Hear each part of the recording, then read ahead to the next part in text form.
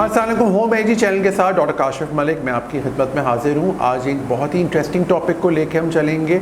Of course मौसम change हो रहा है, थोड़ा सा वेदर ऑटम जो कि ख़िज़ा या फॉल जिसे कहते हैं उसकी तरफ जा रहा है। एलर्जीज़ बढ़ रही हैं, चेस्ट प्रॉब्लम्स बढ़ रहे हैं, काफ़ी लोगों को खांसी, ज़ुकाम, चेस्ट इन्फेक्शंस भी हो रहे हैं। ये वेदर काफ़ी अजीब सा है, लोग खुश भी हैं मौसम अच्छे होने की वजह से, लेकिन जिनको एलर्जीज़ रहती हैं उनकी एलर्जीज़ बढ़ रही हैं। तो हमने सोचा क्यों ना हम मुर्शिद हॉस्पिटल में हमारे पास एक बहुत ही काबिल chest specialist pulmonologist doctor Areeba Hasan के साथ बात करें, अपने व्यूअर्स के, अपने लिसनर्स के सारे प्रॉब्लम सॉल्व करें। तो आइए मिलते हैं डॉक्टर अरीबा हसन से, जो कि पल्मोनोलॉजिस्ट हैं, चेस्ट स्पेशलिस्ट हैं, मुर्शिद hospital day care and health care centre के साथ। अस्सलाम वालेकुम डॉक्टर साहब, कैसी हैं आप? अल्लाह का शुक्र। बहुत बहुत शुक्रिया डॉक्टर साहब, आपने टाइम निकाला। आजकल आप, मुझे पता है, बहुत ज़्यादा बिजी हो गई होंगी क्योंकि मौसम चेंज हो रहा है, स्पेशली ख़िज़ा की तरफ जा रहा है जहाँ पे एलर्जीज़ बढ़ जाती हैं। तो आपके पास पेशेंट्स भी आई एम श्योर बढ़ गए। तो हमारे से व्यूवर्स को बताइए कि क्यों ये होता है, पेशेंट्स किस तकलीफ़ और कंप्लेन के साथ आपके पास आते हैं और क्या क्या डायग्नोसिस हैं उनकी? थैंक यू, ये बहुत अच्छा टॉपिक है आपने जो सिलेक्ट किया है। असल में हमारे पास आजकल का जो मौसम होता है, जो बरसात के बाद थोड़ा सा ये वेदर चेंज करने का मौसम होता है, इसमें कुछ पेशेंट्स जिनको एलर्जीज़ का प्रॉब्लम रहता है, उनको धुएं से, धूल मट्टी से, तेज़ परफ्यूम से जो है वो एलर्जीज़ होती हैं, या ऑन एंड ऑफ उनको सीज़न चेंज करने के साथ जो है वो नज़ला, ज़ुकाम, सांस में तकलीफ़ हो रहती है। उनको इस सीज़न में जो है वो कुछ प्रॉब्लम्स होती हैं, उनकी एग्रेवेट हो जाती है एलर्जीज़, या हम इसको कहते हैं कि माइल्ड इनको दमे का अटैक होता है। ज़रूरी नहीं है हर एक को दमा हो, लेकिन वो एलर्जीज़ की वजह से भी इस तरह की प्रेजेंटेशन उनकी आती है। ठीक है।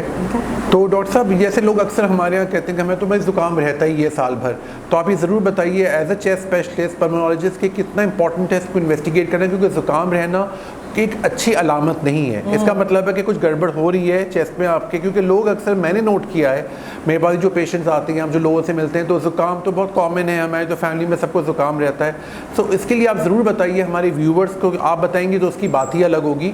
ऐसा ज़रूर होता है पेशेंट्स के साथ कि उनको जो है वो, कुछ पेशेंट्स ऐसे होते हैं जो कहते हैं कि हमें ऑन एंड ऑफ ज़ुकाम, नज़ला ज़ुकाम रहता है, और वो उसके लिए खुद से दवाएँ भी लेते रहते हैं। कभी एंटीबायोटिक का कोर्स कर लिया, बीच में छोड़ दिया, ये बहुत कॉमन प्रॉब्लम है। और ये जरूर बताइए बगैर डॉक्टर के मशवरे के, है ना, वो अपनी तरफ से सेल्फ मेडिकेशन कर रहे होते हैं, जो आगे जाकर उनको बहुत बड़ा मुश्किल बन सकती है उनके लिए। हाँ बिल्कुल। इसमें जो है वो मैं यही सजेस्ट करूँगी कि एक दफ़ा कम से कम डॉक्टर को ज़रूर कंसल्ट करें, ताकि आपको पता चले कि ज़ुकाम की वजह क्या है। आया वो आपको नज़ला ज़ुकाम जो है वो नाक, कान या हलक का कोई मसला है, या सीने का कोई मसला है, ठीक है। तो एक दफ़ा अपने हॉस्पिटल में ज़रूर एक विज़िट करना चाहिए पेशेंट्स को उस पर। अच्छा डॉक्टर साहब, ये मुझे बताइए कि आपके पास, क्योंकि बहुत बड़ी फैसिलिटी है, हम मुर्शिद हॉस्पिटल में इसकी हमारी बहुत अच्छी खुश नसीबी है कि हमारे पास एक बहुत ज़बरदस्त पल्मोनोलॉजिस्ट डॉक्टर अरीबा की शक्ल में हैं, जो कि यहाँ पे फुल टाइम कंसल्टेंट है, सुबह 8 से 4 बजे तक, 6 डेज़ अ वीक हैं, और वैसे भी कंसल्टेशन के लिए हमेशा रेडी होती हैं।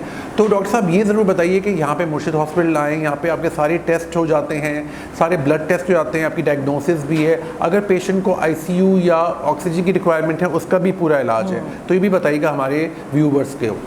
हमारे पास वाकई बहुत अच्छी फैसिलिटी है। एक तो ये है कि आपको एक ही सेंटर में सब कुछ मिल जाता है, स्पेशली अगर पेशेंट का कुछ ऐसा हो कि हमें उनके कोई स्पेशल टेस्ट करने हो, ब्लड के, बलगम के, तो वो हमारे पास अवेलेबल हैं सारे। एक्सरे जो है वो आपको हाथ के हाथ हो जाता है, मिल जाता है, उस पर फ़ौरन कमेंट भी कर सकते हैं, तो वो बहुत अच्छी फैसिलिटी, 24 आवर्स ये फैसिलिटी अवेलेबल है, राइट डॉक्टर साहब? यहाँ पे ICU है और सारी फैसिलिटीज़ हैं। तो डॉक्टर साहब थोड़ा सा बताइए कि जैसे दमे का प्रॉब्लम है, लोगों का बढ़ जाता है, या कुछ लोगों को जिनको नहीं होता है, होने के चांसेस होते हैं, तो किस तरह से लोग अवॉइड करें, क्या क्या एहकाम करें, क्या क्या चीज़ें करें जिससे वो उनको दमा उनका बढ़ने से रोक सकते हैं हम? बहुत अच्छा आपका सवाल है। अगेन मैं ये कहूँगी कि दमा जो है वो अब, क्योंकि मौसम हमारा ऐसा आ गया है और हमारा कुछ लाइफस्टाइल ऐसा होता है कि ये प्रॉब्लम ज़्यादा बढ़ रहा है। और एक मिसकंसेप्शन ये पहले होती थी कि दमा सिर्फ बच्चों में होता है या बचपन से शुरू होता है, तो ऐसा नहीं है। बड़ों में भी और स्पेशली ख़वातीन में जो है, जो घरेलू ख़वातीन होती हैं उनमें बहुत देखा जा रहा है। तो उनमें बचपन में कभी कोई प्रॉब्लम ना हो, अब आके जो है वो, या ये होता है कि उनको प्रेगनेंसी के दौरान जो है, वो पहली प्रेगनेंसी हुई है उसके दौरान उनको सांस हुआ है, तो उस वक्त जाके पता चला है कि इनको दमा है। मैम क्या इसमें कोई चूल्हे का या स्ट्रेस का, धूल मिट्टी का भी हाथ है? जी, दमे में जो है वो हम कहते हैं ये होता है अटैक किस वजह से आ रहा है। एक तो दमे की वजह क्या है वो अलग होता है, वो एलर्जीज़ की वजह से भी होता है, वो एक नॉन एलर्जिक एज़मा भी होता है, वो उसके डिफरेंट कॉजेज़ होते हैं। फिर एक ये होता है कि अटैक के कॉजेज़ क्या हैं। तो अटैक के कॉजेज़ जो है वो मुख्तलिफ पेशेंट्स में मुख्तलिफ होते हैं, लेकिन उसमें अगेन ये धूल, मट्टी, धुआं ये सबसे कॉमन है।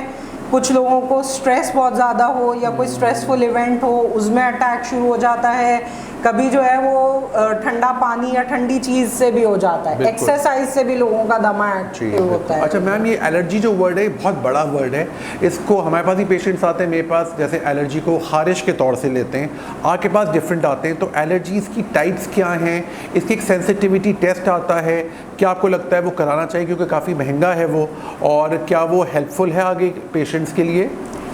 Again good question. उसमें जो है ना, एलर्जी में देखें, आपके पास वाकई आप सही कह रहे हैं कि स्किन की एलर्जी जो होती है वो थोड़ी सी डिफरेंट होती है, लेकिन मोर और लेस अगर पेशेंट को स्किन की भी एलर्जी है तो हम कहते हैं वो प्रोन होता है या उसको ज़्यादा चांसेस होते हैं कि उसको सांस में या दमे की भी एलर्जी हो। और जो एलर्जी का टेस्ट है वो हम हर पेशेंट में नहीं करवाते हैं।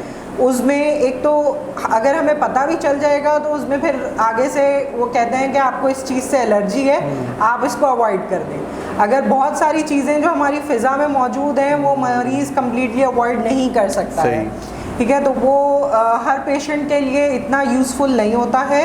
सिर्फ कुछ मरीज़ों में हम एलर्जी का टेस्ट करवाते हैं जिनमें हमें स्पेशल कोई दवा देनी होती है। अच्छा डॉक्टर साहब, इस कुछ एरिया से भी डिपेंड करता है, कुछ एरिया में धूल मिट्टी ज़्यादा है, जहाँ पे गर्दो गुबार ज़्यादा है, क्या एरिया चेंज करने से या शहर चेंज करने से भी फ़र्क पड़ता है?